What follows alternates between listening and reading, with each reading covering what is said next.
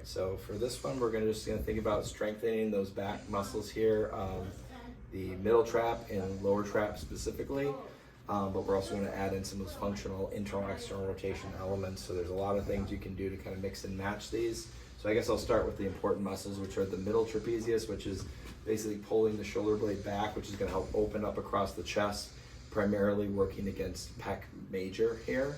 And then the lower trapezius pulls your shoulder blade down and back to work against the pec minor through here. So just the kind of like a crisscross pattern, and then the combination is something like this.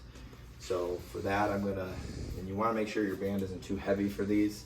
I've got probably a pretty light band for most people. But what we're gonna do is we're gonna kind of go, this is where you wanna think about like a shift and lift to help you if you're doing it unilaterally, but I'll start bilateral. So I'm gonna get in my sit to stand to strengthen through my body, driving my chest up and forward, and I'm gonna pull back, not with my hands or my shoulders even, I'm gonna pull back with my shoulder blades to open up and lift from the chest, and I wanna make sure the bands don't pull me forward, so I gotta really stay anchored through my backside and my heels and stretch tall. So it's almost like you're pulling out of something, pulling something apart. You could put a band actually between your hands for this one, and pull it apart as you lift tall. Kind of sit and stand and lift. But if I want to do unilateral, I'm going to do the shift lift actually here. I'm going to pull out that way, or I can come out and pull back this way. But again, I'm pulling back with my shoulder blade, not cranking back like this and driving my shoulder forward. That wouldn't be good.